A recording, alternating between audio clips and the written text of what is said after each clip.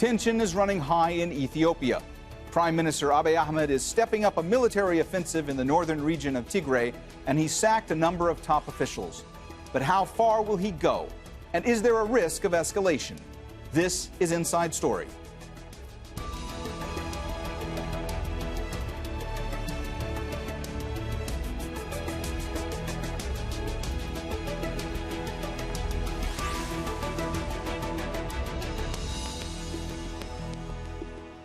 Hello and welcome to the program. I'm Mohammed Jamjoom. Ethiopia's Prime Minister Abiy Ahmed has reshuffled his cabinet and top military leadership. He's sacked the army chief, head of intelligence, and the foreign minister. The central government in Addis Ababa has launched a military operation in the northern region of Tigray. The offensive comes after months of growing tensions between the federal government and Tigray's governing TPLF party. Abiy Ahmed has accused the TPLF of attempting to undermine his leadership and move to dissolve its regional government. But those in Tigray say Abiy Ahmed is not a legitimate leader since he postponed elections this year due to COVID-19. And they say they're being targeted unfairly. Tigray's leaders have called on the African Union to intervene to prevent an all-out civil war. Abiy Ahmed says the offensive will end soon when the rebels are brought to justice. We'll bring in our guests in a moment. First, this report from Malcolm Webb in Kenya's capital, Nairobi. The leadership of Ethiopia's Tigray region has said that the federal government has carried out at least 10 airstrikes in recent days. A senior general from the federal army has said it's intensifying its airstrikes on selected targets. Humanitarian workers say they've heard shelling and heavy fighting in the area of the border between the Tigray region and the Omer region, but all the communications have been cut off, so it's difficult to get accurate information on what exactly is going on. The fighting started last week. Both sides blame each other for starting it, but the conflict has actually been brewing for many months. Tigray's leaders dominated Ethiopia's politics and its military for almost 3 decades until Prime Minister Abiy Ahmed took over 2 years ago.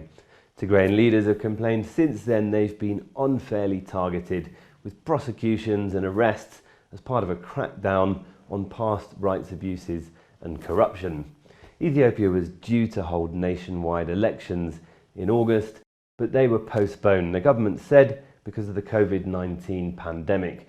But the Tigrayan leadership didn't accept that, and they said a failure to hold an election meant that Prime Minister Abiy Ahmed and his government were no longer legitimate. They went ahead and held their own regional elections in the Tigray region, which the federal government didn't acknowledge. They didn't accept the results. So we had a situation where both sides were refusing to accept each other's legitimacy, and they stopped communicating. Now, Tigray commands a militia of about 250,000 fighters, also a significant part of Ethiopia's military, including a lot of its tanks and a lot of its artillery, was stationed in the Tigray region. That's because of the past decades-long conflict with neighbouring Eritrea. Now, the Tigrayan leaders say that a big part of that military, it's called the Northern Command, has defected to its side. The central government disputes that. It's not clear if there have been defections or how many soldiers have defected, but it is clear that both sides in this conflict are heavily armed, they have significant forces, and there's a high risk of a bloody and protracted civil war.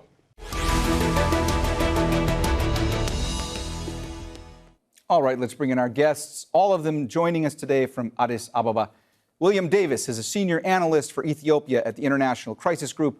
Mustafa Omer is president of Somali Regional State of Ethiopia and executive committee member of the governing Prosperity Party.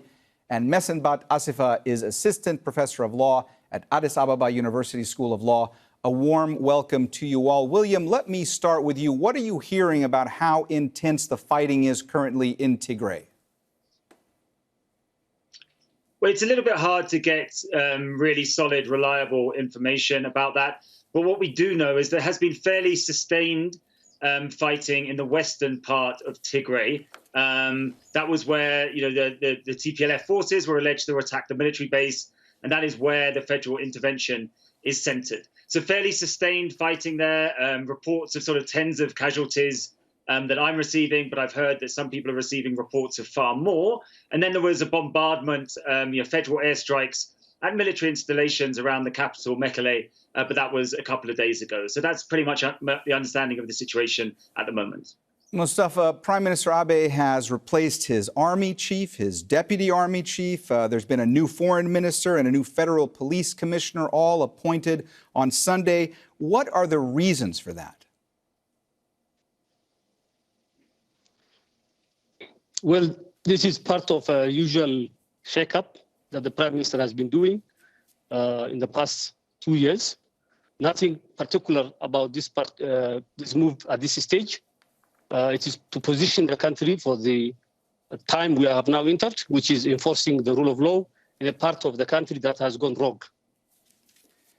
Messenbat, do you expect that the fighting is going to be intensifying in the coming days? And if so, how close does that put the country to all-out civil war? Well, I think the federal government is obviously trying to enforce law because, as you know, the inner core of the TPLF, the Tigray People's Liberation Front, who think they have been sidelined now in the current reform process by the Prime Minister, some of the inner core members, the government had issued an arrest warrant for some of the human rights abuses and the corruption, the deep corruption that the state was facing in the past 27 years. So it's a law enforcement measure, as the Prime Minister has stated. Obviously, we'll have to look at the progress of how things will go in the coming weeks. But as the Prime Minister said, this is going to be a very limited and very, hopefully it would be finished in a very short time. That's, I think, what the government's position is and what this looks like plausibly. William, I want to get your point of view on just how devastating all this could be for Ethiopia, and also how destabilizing could all this be for the Horn of Africa region? Well, look, I think we need to focus on the here and now. So, while I entirely understand that, from the federal government's perspective, as Messenbat said, arrest warrants have been issued, they've not been complied with. The federal government classified Tigray's government as illegal, and there is a federal effort to remove the leadership. That's all totally understandable from the federal government's perspective. The problem is that the Tigrayan leadership has built up a relatively strong security apparatus in Tigray. There also seems to be a problem that some of the federal military stationed in Tigray is not fully supporting the federal intervention and has sided with the Tigray leadership. An additional factor is that this regional election that the federal government has classified as illegal, and that has led to the attempt to remove the Tigray's leadership, that seems to be supported by a large number of the 6 million Tigrayan people who, while they may well have massive problems with aspects of the Tigray leadership, they seem to support them on this core point. So the issue is, how easy is it going to be to carry out this law enforcement operation? Many of us are concerned this is not going to be a quick victory, and is going to, if there is a victory for the federal government, it's going to come at huge cost, and in terms of human lives and displaced people. That seems to be a likely prospect. Of course, if that does materialize, it will really stretch the Ethiopian armed forces, which are somewhat split over this. It will weaken Ethiopia's government. It will therefore embolden opponents elsewhere in Ethiopia, and we could lead to a sort of escalating crisis across the country.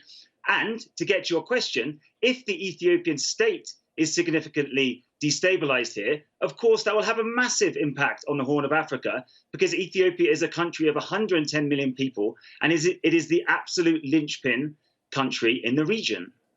Mustafa, you heard William there talk about the fact that there is concern in some quarters that there could be perhaps a fracturing of the military in the north.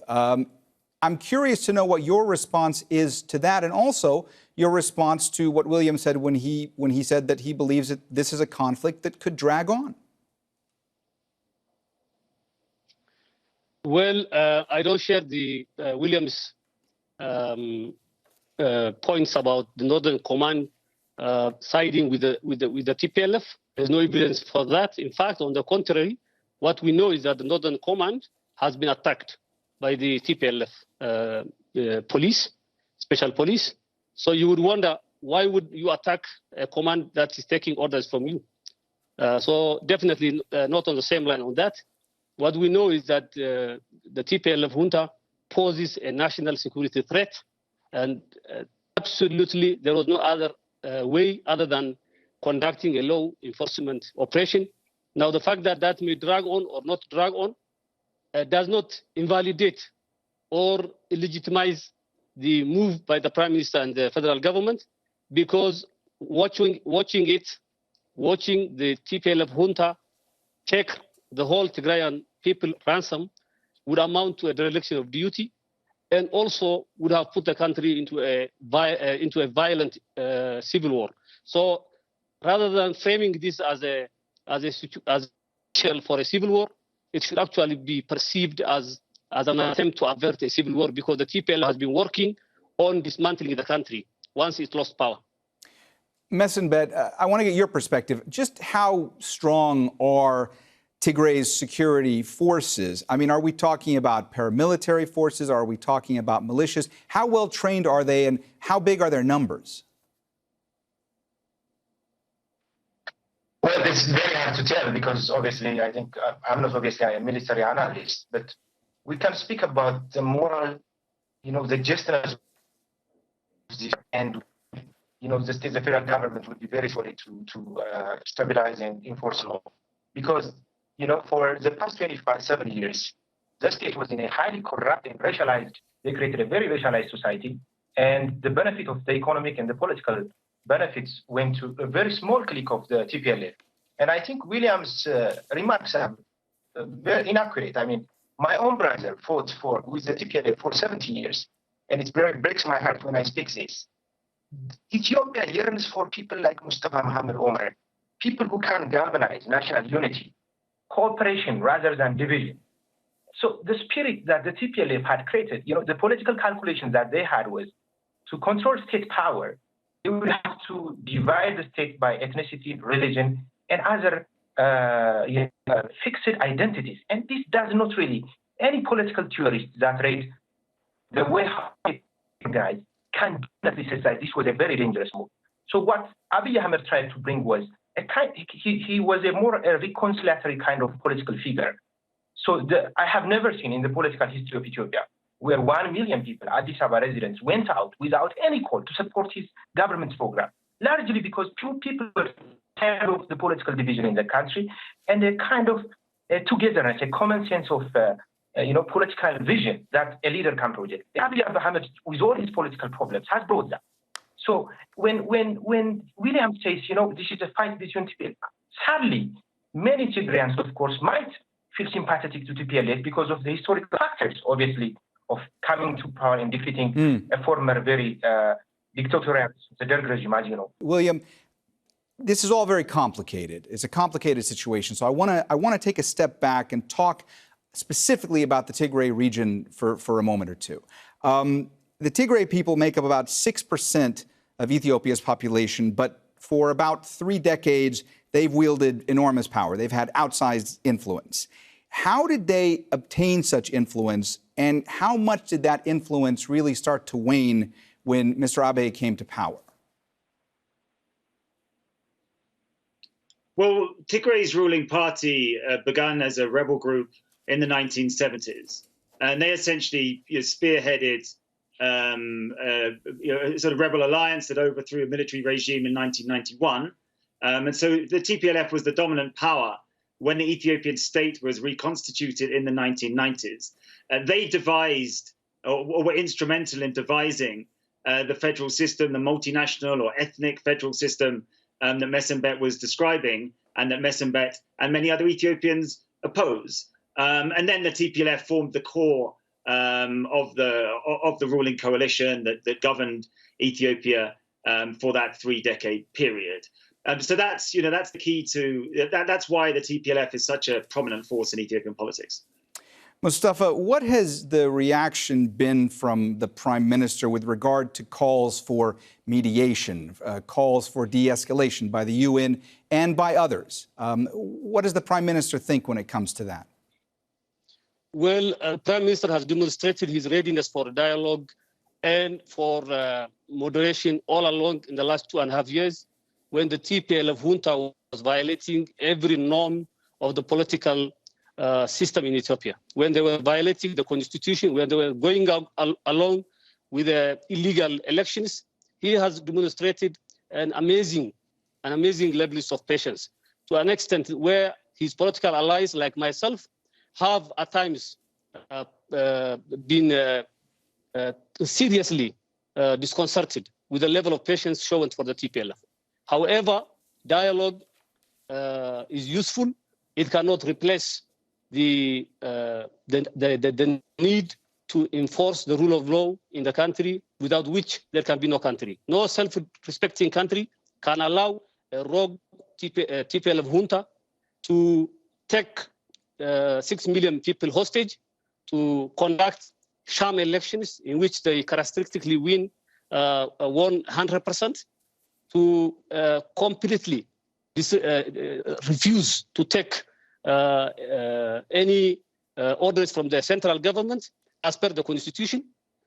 And therefore, the Prime Minister has already shown his willingness. He has also exhausted all internal conflict resolution mechanisms by sending orders, by engaging the TPLF continuously. I think the call for dialogue should have come when the TPLF were openly flaunting the laws of the country. Now it's about enforcing the rule of law, and there's no going back on that. The TPLF has chosen confrontation over dialogue, and their lip service to dialogue is not matched by what they are doing on the ground. Some of their senior leadership have been boasting about having missiles that can go up to 700 kilometers to strike Ethiopian capital and other towns. Where have you seen a regional leadership that is part of a country which they are threatening to strike with missiles? And now you have seen the former Prime Minister, former Foreign Minister, Muslim, openly drawing parallels between Ethiopia and Syria, Yemen, somehow giving the impression that Libya and Yemen are good examples to follow. Now, this is unacceptable, and therefore, not only the Prime Minister, but the entire federal government and the ruling party have exhausted all options. We understand international calls for dialogue. It's welcome, but that cannot substitute for the mandate to enforce the rule of law and to keep the country together. Messenbet, I saw you nodding to some of what Mustafa was saying, so I want to get your reaction. But I also want to ask you about this same point. I mean, do you think it can get to a stage where there is perhaps a truce? And if that happens, if de-escalation efforts work, what comes next? A national dialogue? What are the steps that need to be taken to ensure that it continues to de-escalate? Yeah, thank you. Well, I think dialogue, as President Mustafa said, is an important thing, I think. And at any stage, if the preconditions are fulfilled by both sides, dialogue should not be dismissed. But the problem is, for international observers, they seem to forget the political history of this TPLF. In 1991, when a BBC correspondent asked one general with regard to their ideology, the general responded by saying that they follow Albanian communism. Over the past 27, 30 years, this party has not made a major ideological shift and tried to reorient itself to the 21st century political thinking. So it's really very difficult to fault the Prime Minister for efforts to peace and dialogue. He has been extremely patient, I have to say. And as President Mustafa said, some of us are in fact critical, not for waging war, but actually for the extreme patience, because these are very few people that have controlled state power for far too long.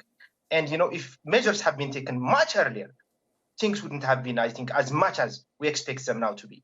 So the hope is that, the only hope I have is that if at some point, I would believe that even within the TPLF inner core, there are progressive political forces that want to minimize damage and think about the political future of this country.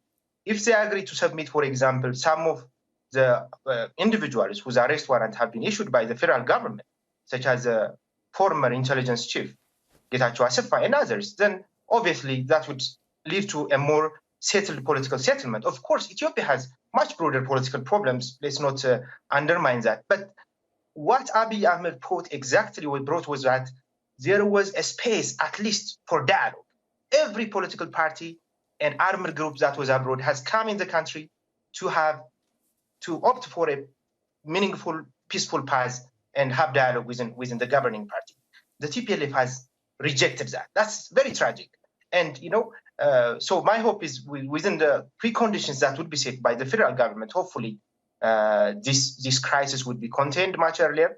And it's what I said, I think the state that was created by not only TPLF, but EPRDF itself for the past 27 years was a deeply corrupt state, with a very racialized state structure. I'm saying an official state structure that racialized societies. So, Ethiopia is a very, very ancient country with a very proud history that defeated colonialism. The only African country, probably. And if you go to Asia, probably Thailand would be the only country that has that. And, so given this rich history of togetherness and cooperation, I think that spirit would come out as stronger even within the political discussions that would come next in the next phase. So that's what keeps me optimistic, I think, about Ethiopia's political future.